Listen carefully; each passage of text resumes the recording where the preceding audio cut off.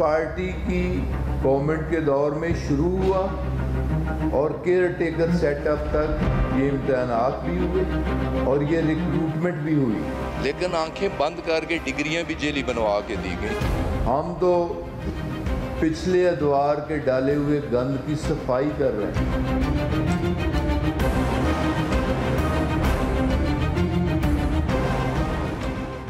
Very warm welcome to Newsland. मैं हूं doctor Maria Zulfiqar Khan. Viewers, Pakistan पर कर्ज और सूद का बोझ किस कदर है, इसका अंदाज़ा हर पाकिस्तानी को है।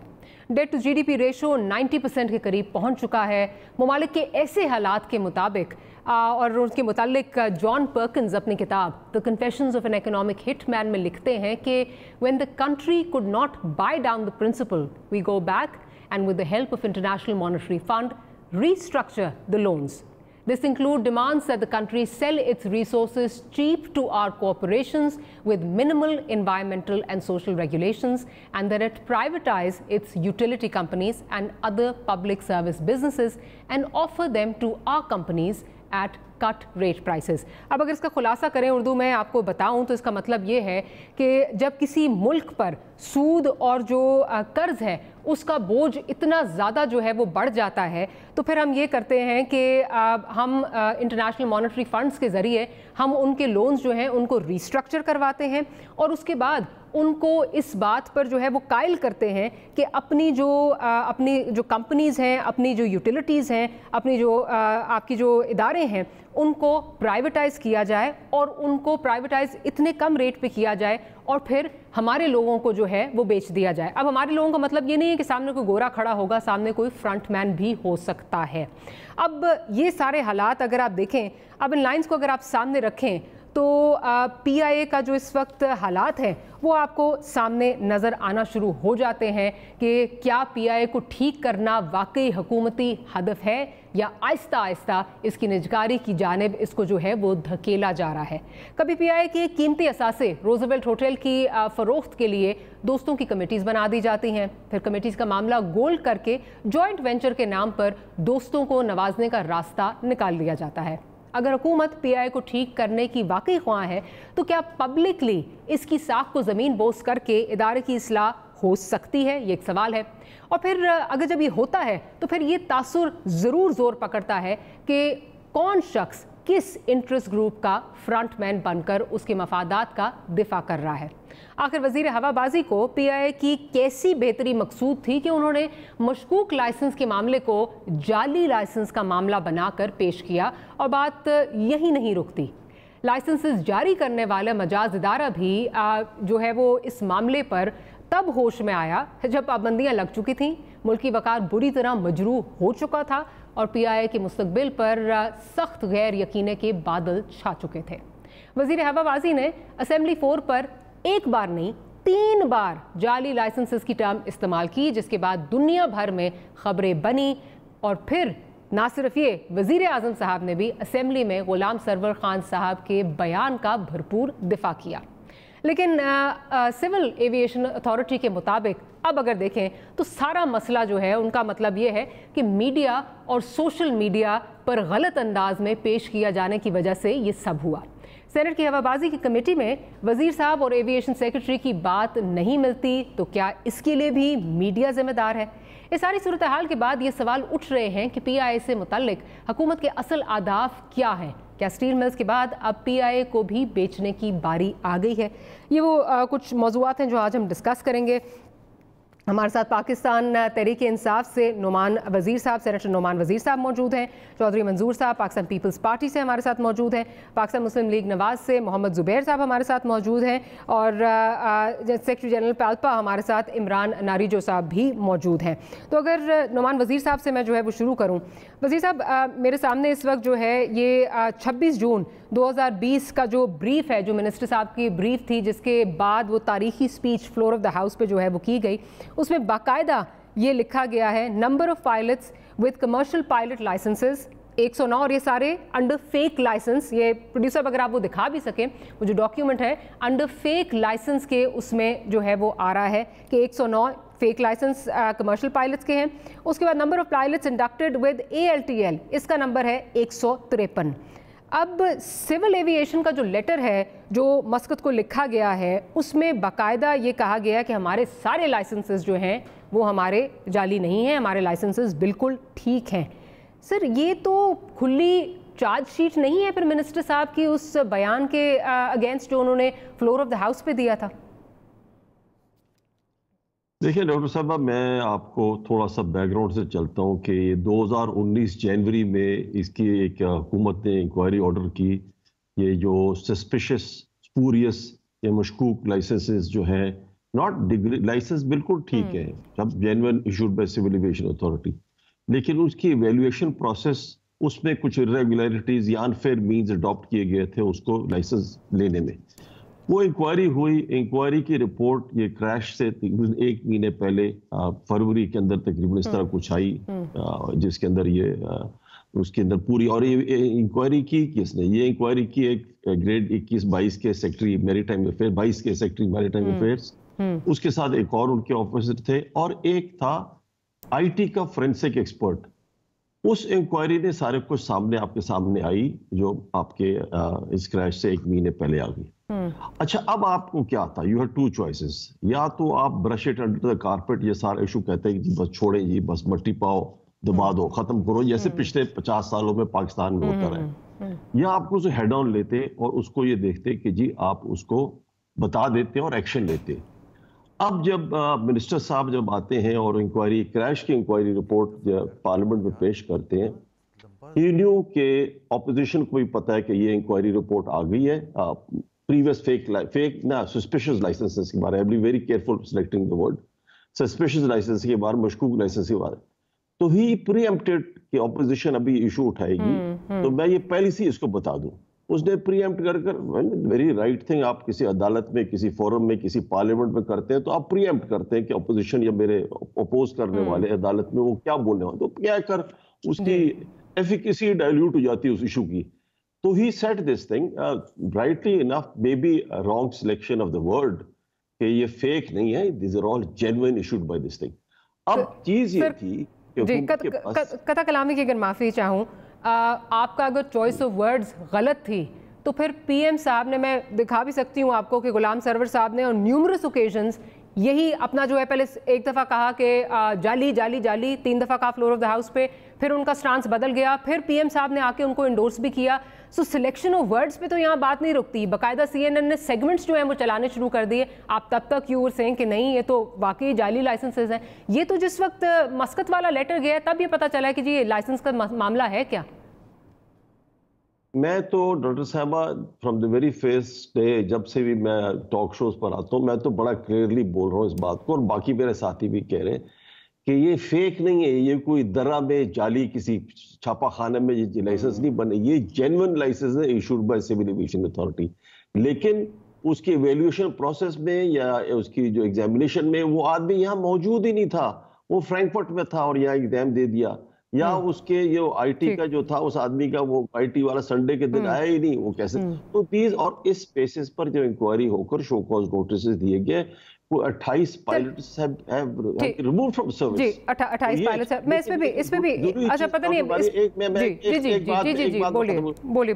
यू हैड अ चॉइस कि जी आप इन पायलट्स को जो जिनकी सही लाइसेंस नहीं और डेंजरस है इनके साथ फ्लाई करना, इनके साथ करते रहे तो बड़ा सेफ्टी हैजर्ड है।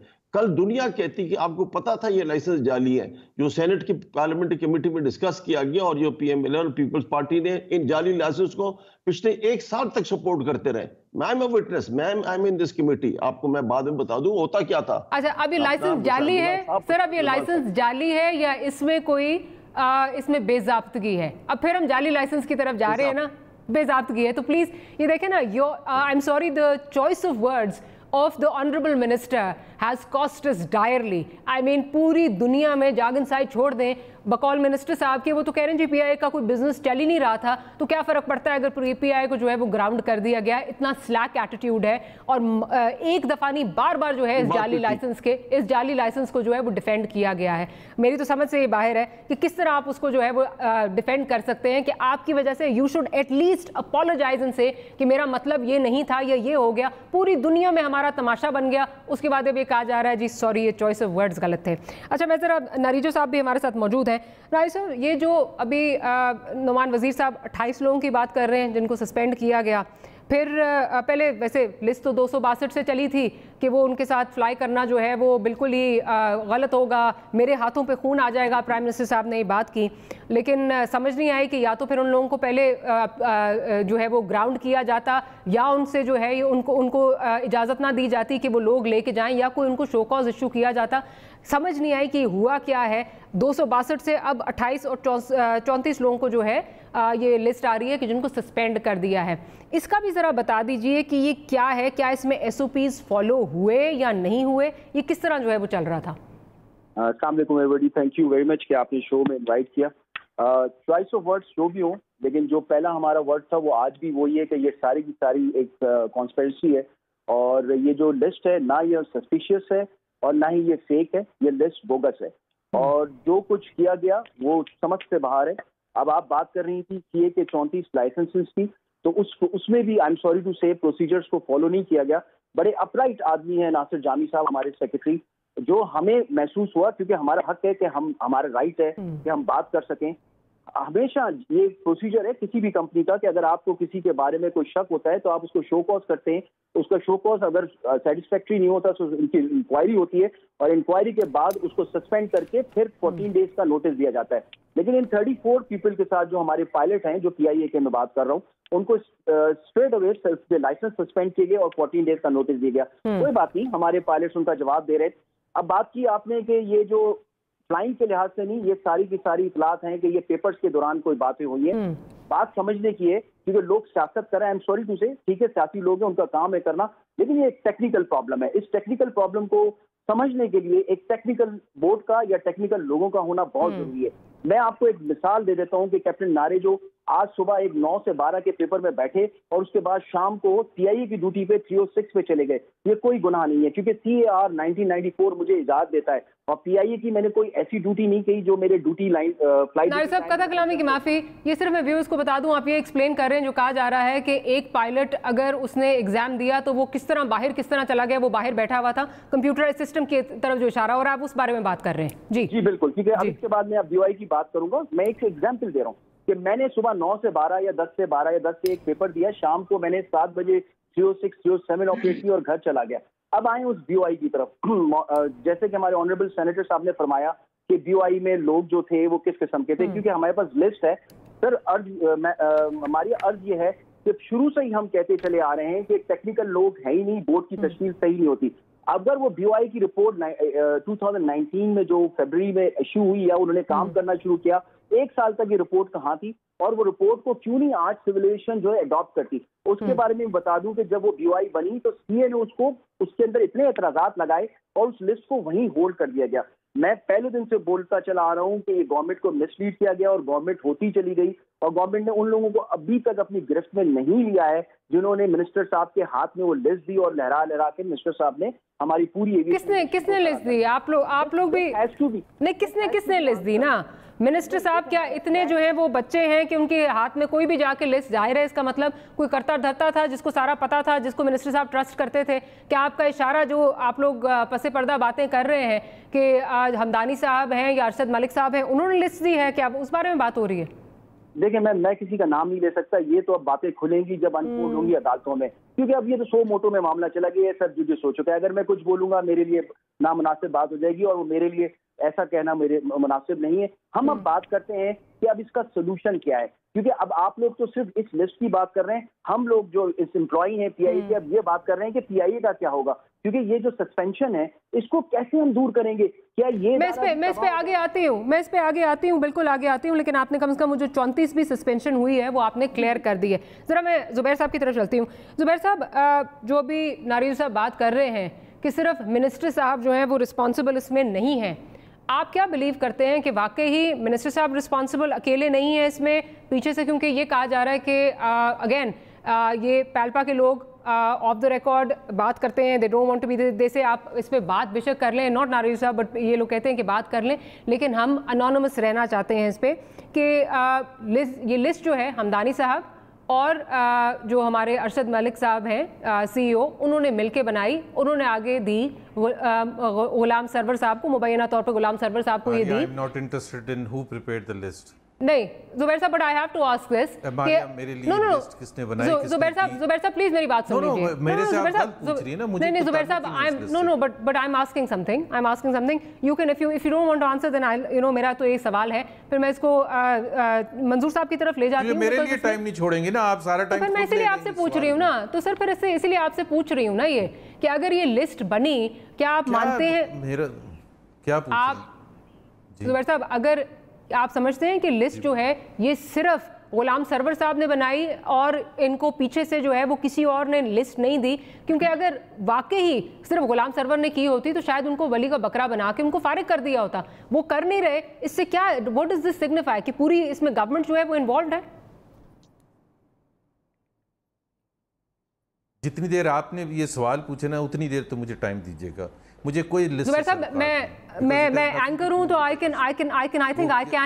दैट। मुझे तो जवाब देने देना। जी आप लें, but I think I do have the right to question. जी बोलिए। मुझे जवाब देने देना। जी दीजिए सर, दीजिए। एक तो मुझे पता नहीं कि वो लिस्ट कैसे, आप बीच में बोलना बंद करेंगे तो मैं जवाब दूंगा ना, आप बीच में बोलना शुरू कर देती है, जवाब ही नहीं होता। देखें बात ये है, लिस्ट किसने बनाई किसने नहीं बनाई मुझे पता नहीं, तो मैं स्पेकुलेट भी नहीं करूंगा, और वो है भी नहीं, इस सारे इशू से रेलेवेंस उसका है भी नहीं। वो तो जब वो उनके लिए है, टेक्निकल लोगों के लिए, जैसे हमारे अपने कप्तान साहब कह रहे थे, वो उनके लिए है और सिविल एविएशन के लिए, सबके लिए। हमारे लिए from a political standpoint what is important, what is at stake, और वो ये है कि मिनिस्टर साहब ने जो लिस्ट कैसे ली या कैसे नहीं ली थी। क्वेश्चन ये, it calls into question the entire functioning of how the PTI government operates, और वो ये है कि ये और ये मैं अब आता हूँ आपकी लिस्ट की तरफ, कि ये पहले एक चीज़ जब क्राइसिस होता है और जिस क्राइसिस को इन्होंने एड्रेस करना होता है, जो इशू एट हैंड होता है, उसको डाइल्यूट करने के लिए ये तमाम चीज़ों को ओपन कर देते हैं, और ओपन ऐसे करते हैं कि ये पिछले चले जाते हैं 10 साल और 15 साल और 20 साल।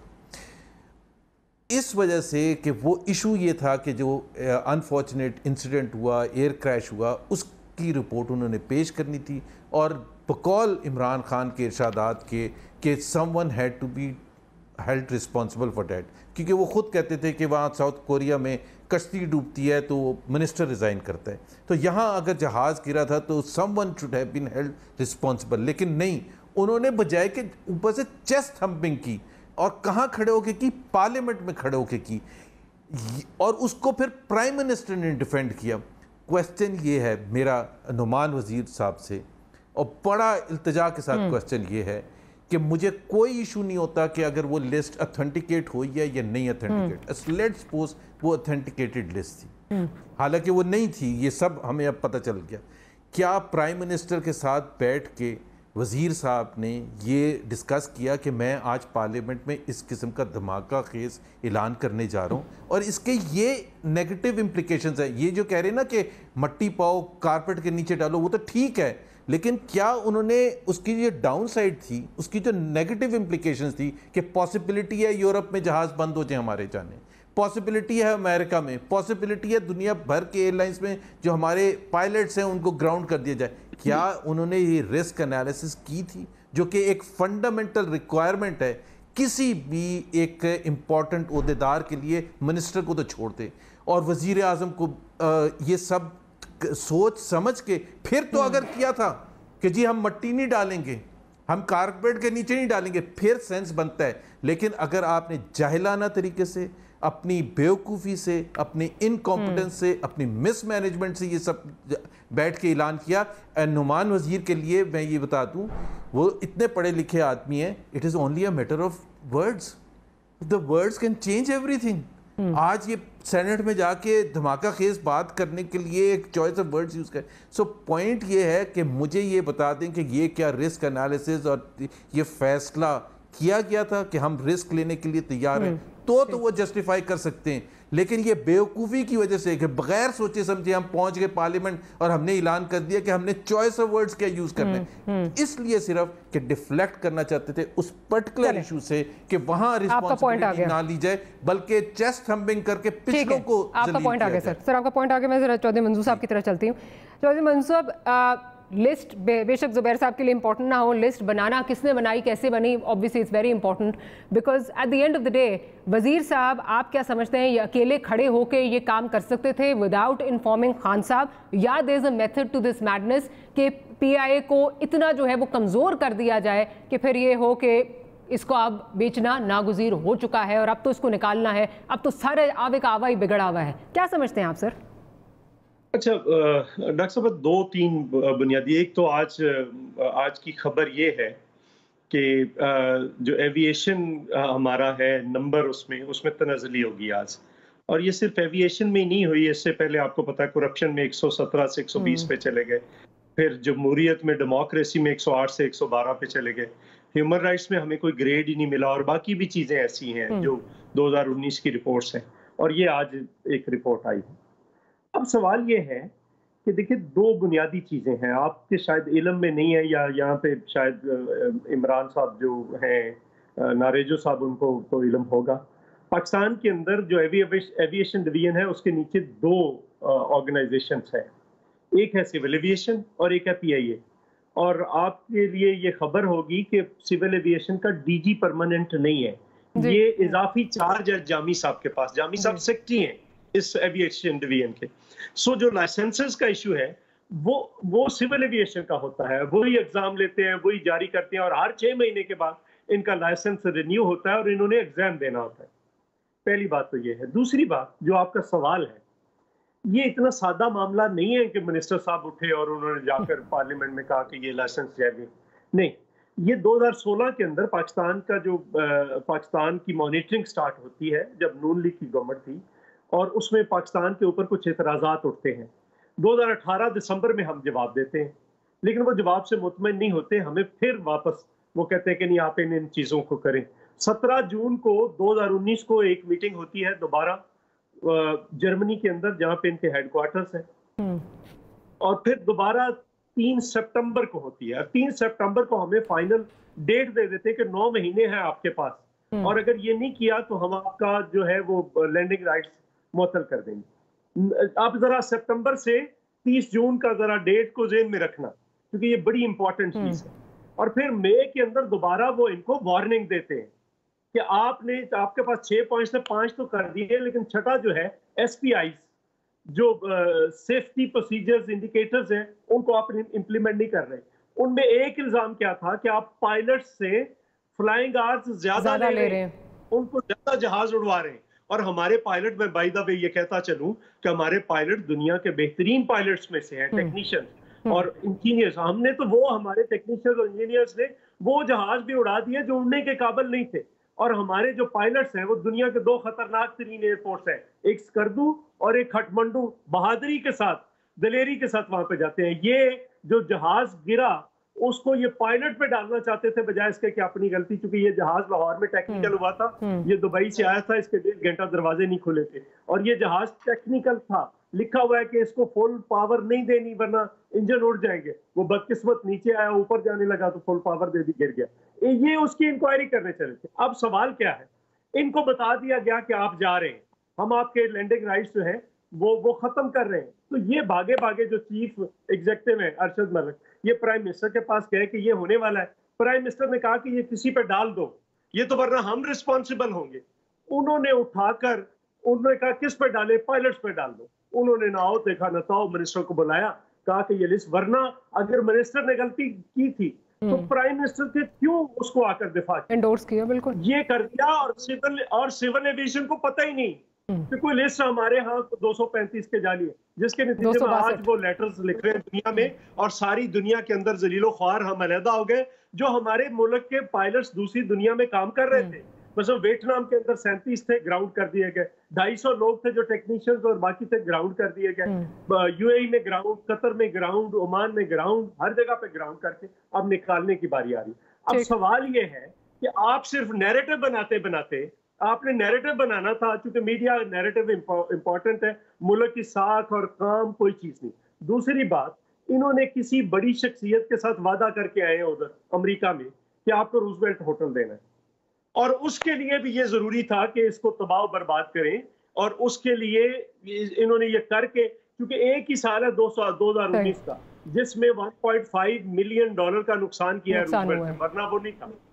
अब स्क्राइब और दोनों होटल ये बेचने जा रहे हैं, और उसमें कुछ लोग अपने तौर पर, और उसकी भी रिपोर्ट ये प्राइवेटाइजेशन कमीशन के बजाय डायरेक्ट पीआईए के चीफ एग्जीक्यूटिव ने बनाकर इधर भेज दी, और इधर एक कैबिनेट कमेटी बनाएगी स्पेशल सिर्फ रूजवेल्ट की प्राइवेटाइजेशन के लिए, जिसमें जुल्फी बुखारी और बाकी लोग थे। जी सर, मुझे ये बताएं कि क्या हो रहा है, ये मुल्क के साथ कर क्या रहे हैं अपने पैटी मसाइल के लिए, पैटी इश्यूज के लिए। आपने सर ये इसी पे तो बात हो रही है, यही तो इकोनॉमिक हिटमैन जो है वो आए हुए हैं, लंबे अरसे तक वापस बहाल होती हुई नजर नहीं आ रही, अभी तो एक्सटेंड होती हुई नजर आ रही है। एआसा वाली तो कहा जा रहा है शायद एक्सटेंड हो जाएगी।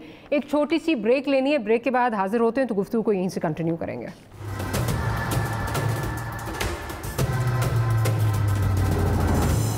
Welcome back after the break. अब पीआईए के स्पोक्स पर्सन से गुज़श्ता दिन एक प्रोग्राम में जब पूछा गया कि पीआईए जो बैरून मुल्क से क्वेरीज आ रही हैं, सिविल एविएशन जो बैरून मुल्क से क्वेरीज आ रही हैं, उन पर जवाब धड़ाधड़ दे रही हैं कि जी ये पायलट्स के लाइसेंसेस बिल्कुल क्रेडिबल हैं, बिल्कुल जेन्युइन है।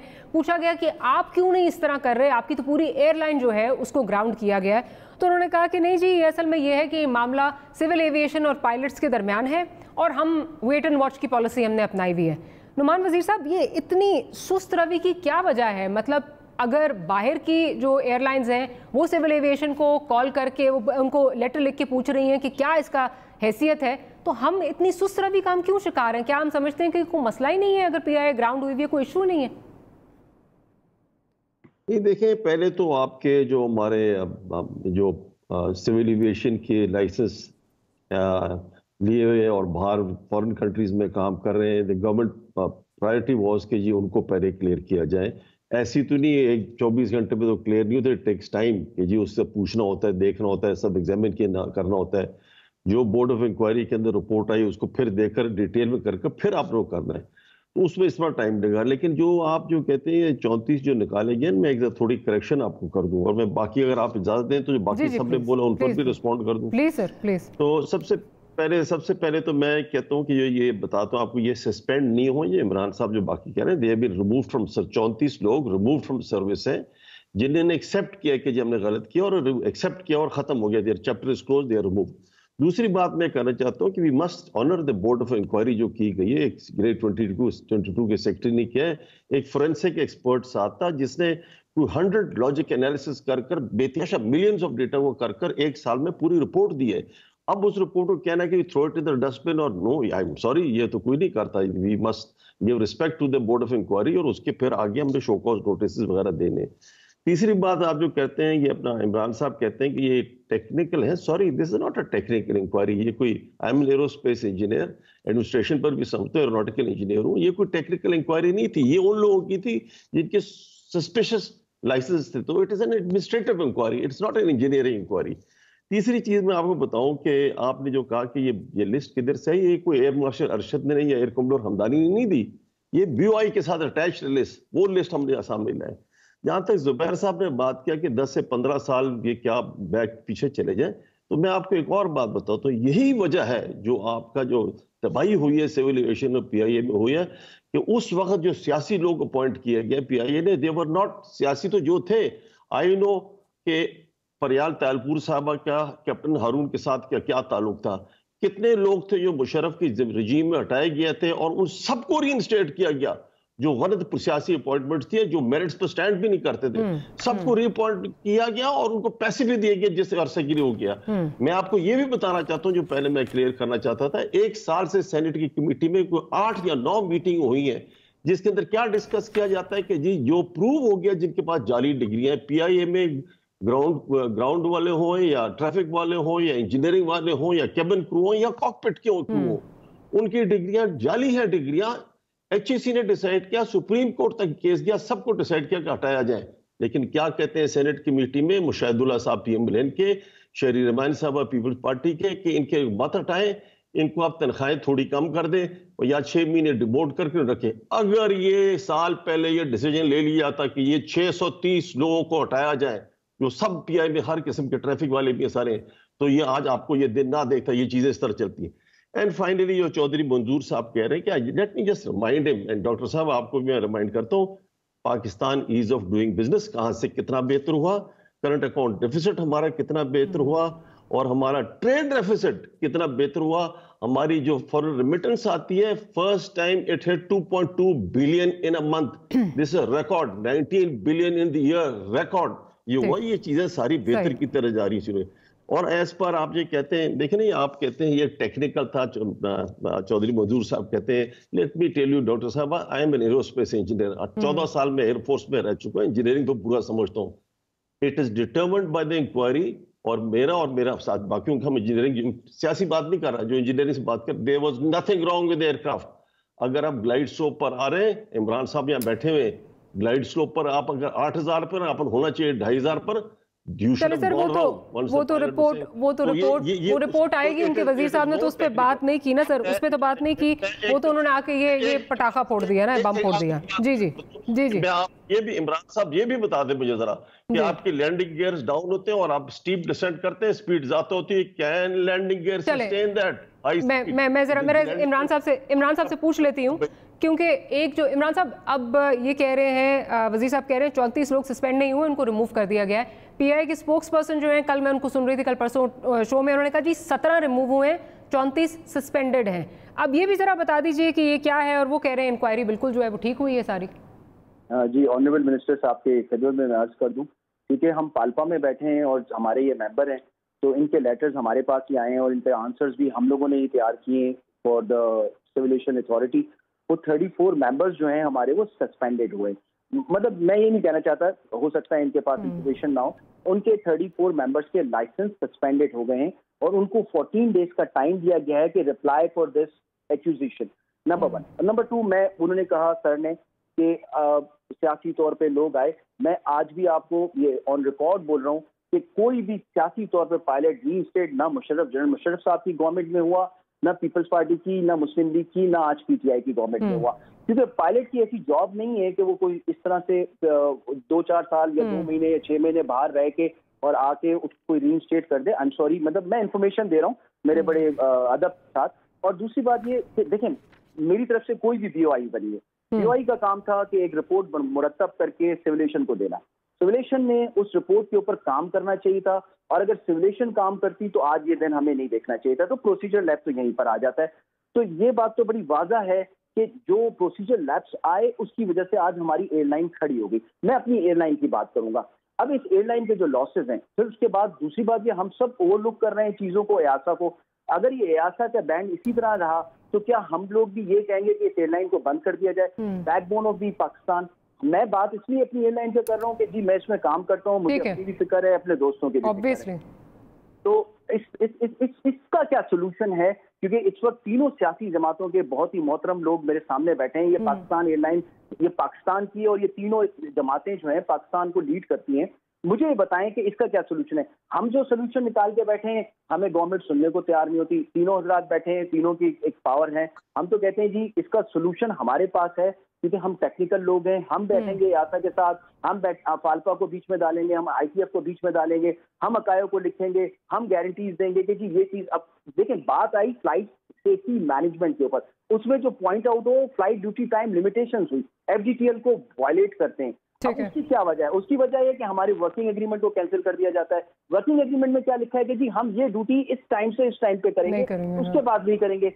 अब वो क्यों कैंसिल किया जाता है, क्यों डीनोटिफाई कर दिया जाता है? ये सब चीजें हैं जिनको देख के ही फैसला हम आगे कर सकते हैं, और ये ऐसा नहीं छोड़ेगी। मैं जरा जुबैर साहब से पूछ लूँ। जुबैर साहब, बड़ी एक मुनासिब जो है वो सजेशन लगती है नारिजो साहब की कि एयासा के साथ अगर बात करनी है, हम टेक्निकल लोग हैं, पाल्पा वालों को बिठाएं। क्या आप समझते हैं एक मुनासिब सजेशन है कि शायद अगर मामला सुलझाव की तरफ जा सकते हैं तो इंक्लूड करना चाहिए इनको? एक तो पहले माजरत के साथ, आई शुड नॉट हैव रिएक्टेड वो जब आप पहले क्वेश्चन पूछ रही थी, that was my mistake. Having said that, देखिए इसके दो एस्पेक्ट हैं, एक तो पॉलिटिकल एस्पेक्ट है और एक टेक्निकल एस्पेक्ट है। एंड दैट इज़ वाई मैं तो एक नॉन टेक्निकल आदमी हूँ और political side is far more important than the technical side of it. उसके किस तरह से सोल्यूशन आगे जाया जाता है, ये जो मैं पहले भी बात कर रहा था, the political aspect of it, के it calls into question जिस तरह से ये हुकूमत काम करती है। चाहे जो भी क्राइसिस हो, पेट्रोल का क्राइसिस हुआ था, बजाय कि अपनी रिस्पॉन्सिबिलिटी को ओन करें और उसको कहें। और दूसरी चीज़ मारिया एक होती है कि जब भी कोई सिचुएशन होती है, जैसे ये एक्सीडेंट हुआ था या पेट्रोल क्राइसिस हुआ था या चीनी का क्राइसिस हुआ था, उसके दो एस्पेक्ट होते हैं।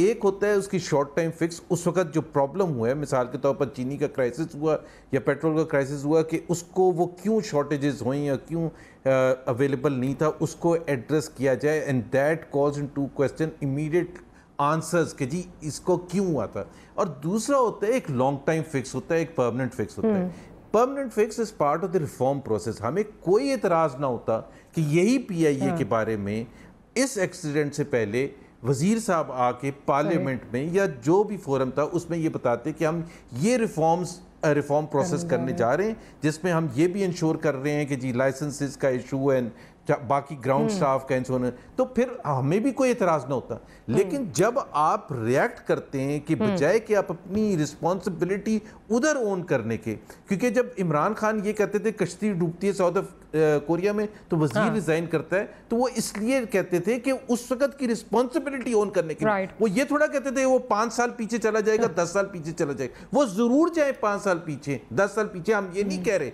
आप जरूर उसकी तमाम प्रॉपर वो करें, लेकिन that should be a normal process of reforms, जो कि एक हुकूमत का फर्ज होता है। और उसको आप इससे लिंक करके डाइल्यूट ना करें प्रॉब्लम को कि जी जो इस वक्त एड्रेस करना है।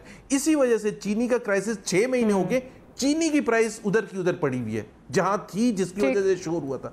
पेट्रोल का हमें कोई जवाब नहीं मिला, के इलेक्ट्रिक का हमें कोई जवाब नहीं मिलता। सो हमें जब जो इशू होता है उसका जवाब नहीं होता, बिकॉज जो फैसला साजी है इस हुकूमत की, वो उससे ज़्यादा ख़राब कोई चीज़ है ही नहीं। और उसमें सबसे सरे फहरिस्त जो है ऊपर बैठे वज़ीर आज़म, उनको तो पता ही नहीं फैसला साजी होती क्या है। That is why we demand कि इसका जो पॉलिटिकल एस्पेक्ट है उसको एड्रेस करें। टेक्निकल बिल्कुल जो भी ये हमारे नरीजो साहब कह रहे थे, आई एब्सोल्युटली एंडोर्स 100%। और हमें टू कॉल इनटू क्वेश्चन इस तरह से in public, in full international glare, वो सिर्फ नुकसान ही हो सकता है, फायदा कोई नहीं हो सकता। नहीं, आप ठीक कह रहे हैं। इसका जो हम बात करें नी जर्क रिएक्शन बिल्कुल लगा, जिसकी तरफ निशानदेही पिछले कितने हफ्तों से हो रही है, टू द एक्सटेंट कि PIA की तरफ से भी एक लेटर जो है वो सर्कुलेट करता रहा। सबने देखा कि लेटर में बाकायदा सिविल एविएशन को लिखा गया कि आपने 141 पायलट्स का जो है वो नंबर दिया है, हमें तो बताएं ये लोग कौन है, ये हवा में इस वक्त लोगों को लेके फिर रहे हैं। तो उससे लग रहा था कि ये नी जर्क रिएक्शन और टू कवर अप समथिंग जो है वो जा रहा था। चौधरी साहब, आपकी तरफ आती हूँ,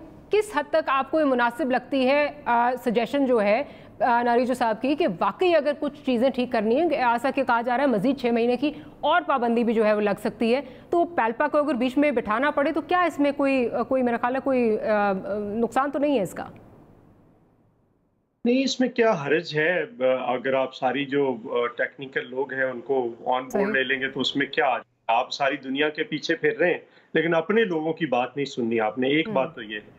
दूसरी, मुझे एक बड़ी काबिल एतराज़ बात की है, मैं इनका बड़ा रिगार्ड करता हूँ नुमान वजीर साहब का, और मैं तो इन्हें को बड़ा संजीदा आदमी समझता था। इन्होंने एक बड़ी काबिल एतराज़ फरियाल बीबी के हवाले से बात की है। ये क्या मतलब है इनका? ये अपनी बात की वजाहत करें, अपने अल्फाज वापस लें। इन्होंने जो कहा है कैप्टन हारून का और फरियाल बीबी क्या ताल्लुक है, बताएं। ये बड़ी ज्यादती की है इन्होंने, आपको भी रोकना चाहिए था। नहीं, मेरा तो बात है क्या नहीं, मैं नहीं बैठ जाऊं? नहीं, ये बात मैं वज़ीर साहब की तरफ चलती हूँ। वज़ीर साहब, अगर आप किसी वजाहत करना चाहें, जो मैं समझी इसका वो ये कि एक आपका हर किसी से ताल्लुक वास्ता होता है, not taking it into some other direction, not taking it into कोई और रंग देना चाह रही थी। अगर आप इसकी वजाहत करना चाहें, मैं तो यही समझी हूँ, अगर आप इसकी वजाहत करना चाहें। नहीं, मैं आपको इसकी वजाहत करने से पहले एक और बात भी बताता हूँ आपको। एयर मार्शल मुशर्रफ मीर साहब थे, जो हमारे चीफ ऑफ एयर स्टाफ थे, when he was an air vice marshal, उस वक्त इन्होंने एक इंक्वायरी की जो मिनिस्ट्री ऑफ डिफेंस में अभी भी पड़ी हुई होगी, वो जरा निकाल कर देखें उसमें क्या लिखते हैं, इमरान साहब को दिखाएं। वो उसमें लिखता ये है कि 40 से 45 लाख रुपए लिए गए, सिंध के लोगों से लिए गए और उनको भर्ती की, रिश्वत दी गई और पीपल्स पार्टी के सीनियर लोगों ने ली और ये इंक्वायरी मिनिस्ट्री ऑफ डिफेंस अच्छा, अगर आप फरियाल साहिबा की वो जो आप बात कर रहे हैं कि इस वक्त हाँ, उस पे जरा गलत बात कर रहे हैं और इल्जाम लगा रहे हैं, दोबारा फिर एक गलत बात कर रहे हैं और फिर एक इल्जाम लगा रहे हैं। सवाल इल्जामात के हैं, इल्जामात लगाते लगाते आप लोगों ने इस मुल्क की PIA को तबाह कर दिया है, ग्राउंड कर लिया है, लेकिन आप अपनी हरकतों से बाज नहीं आ रहे। आप मुझे ये बताएं कि सिविल एविएशन के हेड्स कितने रहे? सिर्फ 3 प्राइवेट, यूसुफ जई रहमतुल्लाह, और बाकी कौन से? सारे एयर मार्शल थे। PIA के कितने हेड बाकी लोग रहे? सारे एयर मार्शल थे। और अगर किसी ने तबाही की है तो फिर आप लोगों ने की है। आप जिस ऑर्गेनाइजेशन की बात कर रहे हैं, आप उनकी बात कर रहे हैं। क्या बात कर रहे हैं? अब मैं अगर पैसे लेकर ये कर दिया, आप फलां ने पैसे लेकर ये कर दिया, ये क्या बात कर रहे हैं आप? और जहां तक ये है किसी को एक का पता नहीं है, आप मुझे ये बताएं कि 15% इम्पैक्ट है सारा सैलरी का टोटल, जो रोज गालियां देते हैं आप यूनियन को, PIA के एम्प्लॉइज को गालियां देते नहीं थकते। दुनिया की बुरी से बुरी एयरलाइन का 25% से ज्यादा इम्पैक्ट होता है सैलरी इम्पैक्ट। आप जहाज कम करते गए हैं, आप उसका नतीजा आज आप सारी दुनिया के सामने, और आप इस किस्म की बातें कर रहे हैं। मुझे अजीब, आई एम सॉरी, लेकिन ये कोई रवैया नहीं है। जी वजीर साहब, मैं अपनी बात, मैंने आपको एक और केस भी बताता हूँ। ये भी एक फैक्ट है, ये भी देख लें। क्या ये फैक्ट है कि तारिक खोसा साहब ने इन्वेस्टिगेटिंग ऑफिसर थे और जस्टिस मुजद्दिद मिर्जा के जमाने में 1988 में इंक्वायरी की गई जिसके अंदर पीपल्स पार्टी के बड़े लोगों को ब्लेम आ रहा था, और जब NRO साइन किया गया वो सारा कुछ खत्म किया गया। तो ये 3 चीजें मैंने बोली हैं जो फैक्ट्स हैं, जो पड़े हुए हैं इसके अंदर। तो मेहरबानी करके इन चीजों को मैं चौधरी साहब से रिक्वेस्ट करता हूं। हम पर्सनल अटैक्स नहीं करना चाहते, स्पेशली खवातीन पे हम पर्सनल अटैक्स नहीं करना चाहते। उसके मानी कुछ और निकलते हैं, ये वापस लें। नुमान वजीर साहब, अगर ये पर्सनल अटैक अगर उनको लग रहा है तो प्लीज ये क्लैरिफाई कर दें। आप प्लीज ये क्लैरिफाई जी, ये क्लैरिफाई कर दीजिए। मैं आपको क्लैरिफाई करता हूँ। मैं चौधरी मंजूर पर अटैक कर रहा, मैं आपको मैंने तो आपको याद है जी मैं चॉइस साहब उनसे जरा क्लैरिफिकेशन ले लेते हैं ना। उसके जरिए दिया चॉइस साहब जरा सिटिंग जज की बीवी क्लैरिफिकेशन हिसाब दे सकती है, तो वज़ीर आज़म की बहन नहीं हिसाब दे सकती। जी क्या बात आप कर वज़ीर साहब अगर क्लैरिफाई कर दें, क्योंकि please this is below the belt, this is below the belt. अगर किसी ने चोरों डाकुओं की मदद की है तो वो तो इन 2 साल के अंदर जी। अच्छा वज़ीर साहब, अभी तक कितने चॉइस साहब अगर इजाजत दें, आप जरा अगर इजाजत दें मंजूर साहब, अगर इजाजत दें, because this is very below the belt comment अगर ये आपने दिया है तो आई ऑल्सो प्रोटेस्ट। वजीर साहब अगर इसको क्लैरिफाई करना चाहें, बिकॉज इससे बहुत ज्यादा जो है वो सेंटिमेंट्स हर्ट हो रहे हैं। चौधरी मंजूर साहब ने तो PIA और सिविल एविएशन की बात हो रही है ना, ये तो PIA और सिविल एविएशन से निकल कर कुछ और PTI के लोगों के पीछे ने बातें शुरू कर दी। मैंने तो रेलेवेंट PIA की बात की, मैंने सिविल एविएशन की बात की, मैंने इंक्वायरीज की बात की जो exactly sir with all due respect, you know what I am talking about, what I am insinuating. अगर आप उसकी क्लैरिफाई करना चाहें। I would not back out of this thing. I stand to this thing कि Ministry of Defense में inquiry पड़ी हुई है। Ministry of Defense की बात नहीं कर रहे सर, फरियाल साहिबा का जो आपने बात की है सर, हारून साहब। हाँ जी, फरियाल साहिबा was a regular visitor to PIA to Captain Haroon's office.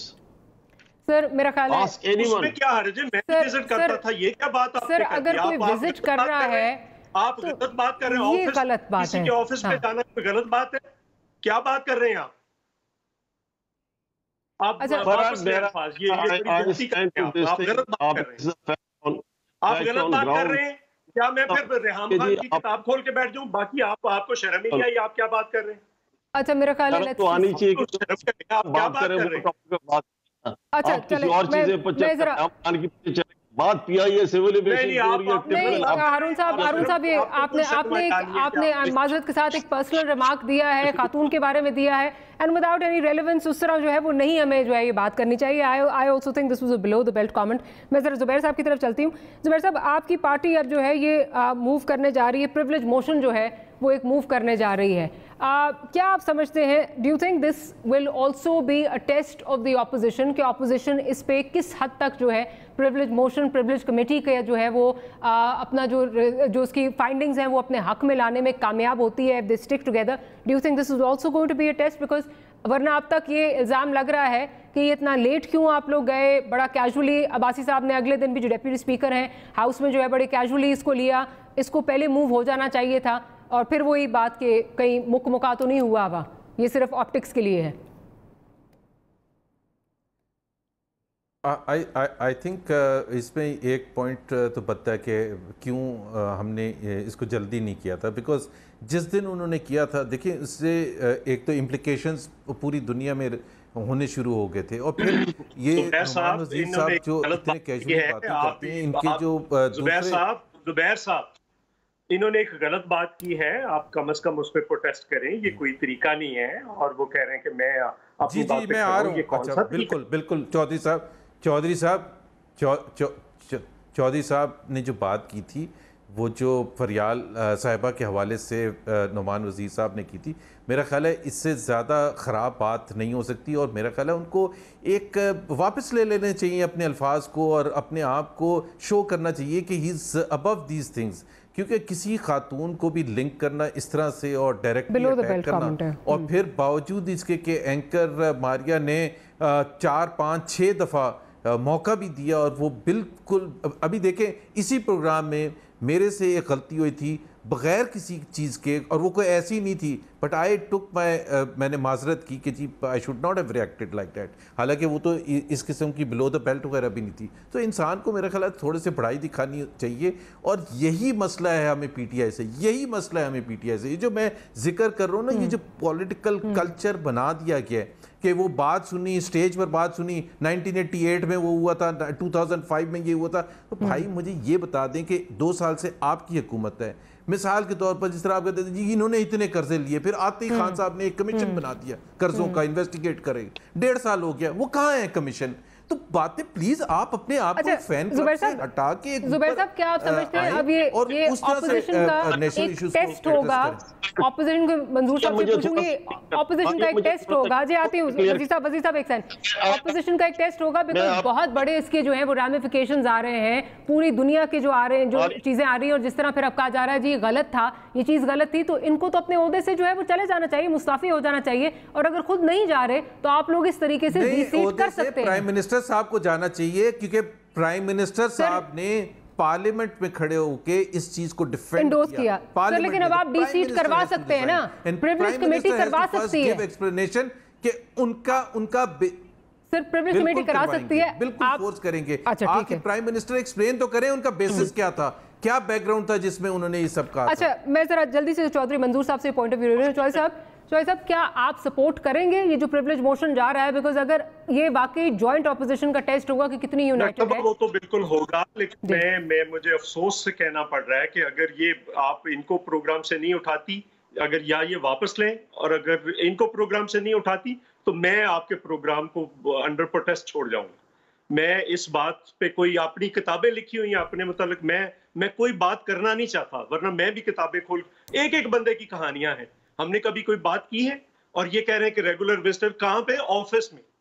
ये क्या बात कर दी है इन्होंने? मैं अपनी पॉइंट क्लियर करना चाहता हूं, मैं प्रोग्राम में मजीद नहीं बैठ सकता। जी क्विकली नुमान साहब प्लीज अगर क्लियर कर दें। जी आप कोई गलत मतलब ले रहे हैं, मैं कोई गलत मतलब नहीं। Faryal Talpur used to come for there for appointment of people, लोगों की अपॉइंटमेंट करने के लिए आती थी। मैं इस पता नहीं आप किस मकसद में ले रहे हैं। सर वो तो बार-बार आपको कहा कि आप उसको क्लैरिफाई कर दें, 6 दफा आपको कहा कि इसको क्लैरिफाई कर दें। चले आई एम ग्लैड कि अगर आपने क्लैरिफाई कर दिया। मुझे अनफॉर्चुनेटली प्रोग्राम जो है वो क्लोज करना है। खैर अब ट्यूसडे को कहा जा रहा है कि प्रिविलेज कमेटी में जो है ये प्रिविलेज मोशन जो है वो मूव होगा। अब आगे देखते हैं इसका फ्यूचर क्या होता है, क्योंकि someone has to be held accountable. ये हो नहीं सकता कि इस तरह की बात फ्लोर ऑफ द हाउस पे की जाए, जिसका साख बहुत बड़ी है, वहाँ भी मजरू हो, पूरी दुनिया में जो है वो हमारी जागनसाई हो, और उसके लिए रिस्पॉन्सिबल किसी को ना कहा जाए, और कहा जाए ये लफ्ज़ों का सिर्फ हेर फेर था। Someone has to be held accountable, some heads must roll. Will see you tomorrow. Good night and अल्लाह हाफिज़।